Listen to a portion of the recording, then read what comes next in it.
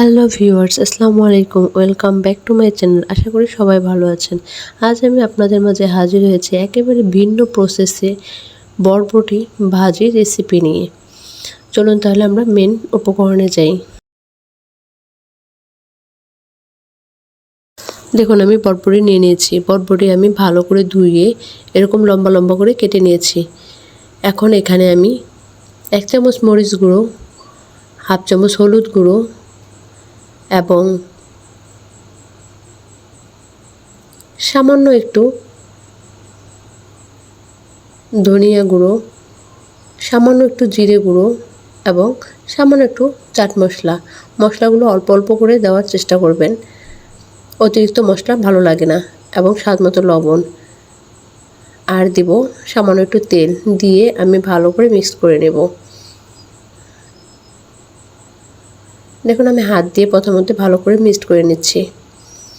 কিছুক্ষণ হাত দিয়ে মিক্সড করার পর একটু ঝাঁকিয়ে নিচের বরবটিগুলো উপরে এবং উপরে বরবটিগুলো নিচে নেওয়ার চেষ্টা করছি। দেখুন কিভাবে ঝাঁকিয়ে নিচ্ছে। এভাবে ঝাঁকিয়ে নিয়ে মিক্সড করে নিব।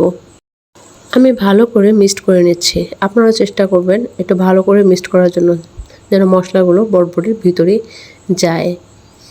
দেখুন, ভালো করে মিক্সড করে নিয়েছি। এদিকে আমি ফ্রাই প্যানে তেল দিয়ে দিয়েছি। তেল গরম হয়ে আসলে আমি এখন বরবটিগুলো দিয়ে দিব।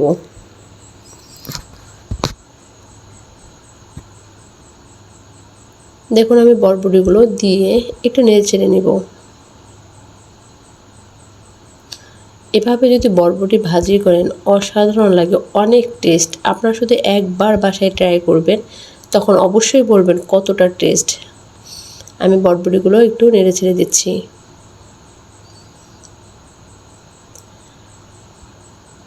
দেখুন, বরবটিগুলো নেড়ে ছেড়ে এখন আমি ঢাকনা দিয়ে ঢেকে দেব। আমি ঢাকনা দিয়ে প্রায় 6-7 মিনিটের মতো ঢেকে রান্না করব। তারপর ঢাকনা খুলে আবারও নেড়ে ছেড়ে দেব। এখন আর ঢাকনা দেব না, কিছুক্ষণ খোলাই নেড়ে চেড়ে দিয়ে ভাজার চেষ্টা করব।